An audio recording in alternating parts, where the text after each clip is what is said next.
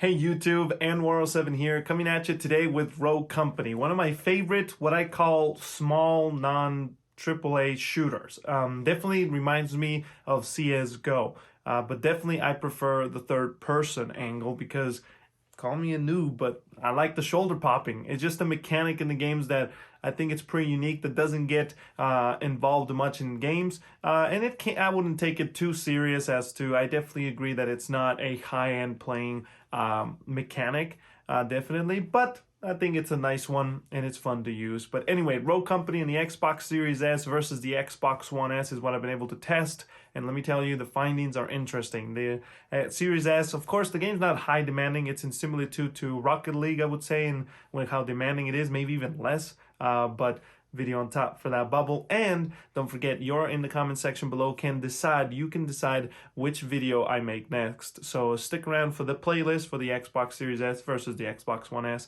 and of course consecutively the Xbox Series X versus the Xbox One X.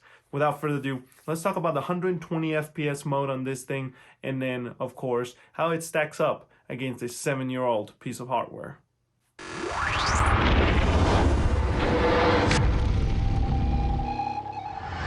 So here we go, both games installed in the internal drive, and the Xbox Series S, you're looking at about 25 to 30 seconds, maybe even sometimes less. It just depends on the login screen. That it's not about the logos, it's about when you get past them. They're not that long and intrusive like Gears 5, little bubble on top for that one. But this one actually allows you to not skip them, but they're way short. It's just that this one right here, logging in, that you're looking at to sometimes take way less, like seconds. Sometimes it does take like 10 to 15 seconds to log you in. So the Xbox One S sometimes will go above the 1 minute mark because of the login, but if everything works out pretty well on the login part, you're looking at less than a minute to start playing on the Xbox One S.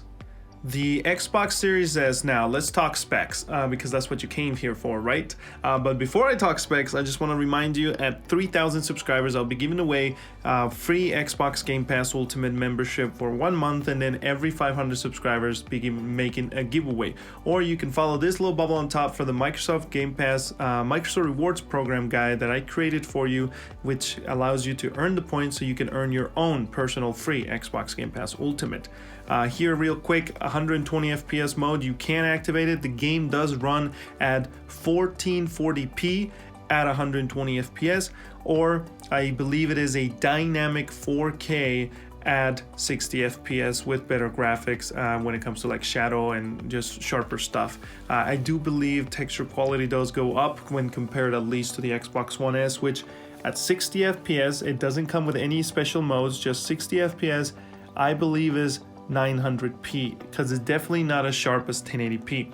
If you're looking to play from a couch from afar, the Xbox Series S delivers the experience that I say we need as couch players. 1440p, I believe, is the sweet spot from afar. And then of course the Xbox One S, it struggles. When it comes to performance, it doesn't. It's a pretty sharp, stable game. You do get pretty much no stutter, even in heavy action scenes on the One S. The Xbox Series S, though, delivers that same thing at much crisper, couch-friendly resolutions.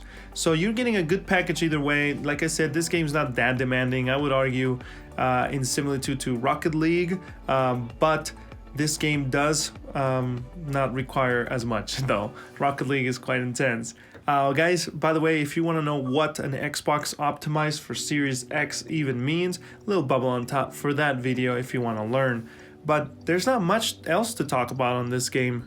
It's pretty much self-explanatory. The game, I mean, I don't want to say it's bad, it's only multiplayer and it has basic modes so far, and I think that's okay, at least for me. I enjoy it. I hope you do, and I hope you find it. It's free to play, and it's a nice game to at least have 120 FPS at high resolution, so you can see what, 4K 120, because that's what it does on the Series X. Remember the bubble on top for the playlist on those ones, and you'll find that video that I made a little while ago. But Anyway, guys, I hope you have a great Christmas. Had a great Christmas. Good New Year's. Remember Xbox Game Pass Quest coming out every Tuesday. And yeah, that's pretty much it. If you guys need any help, let me know in the comment section below. Appreciate a subscribe, a like, and a bell along the way.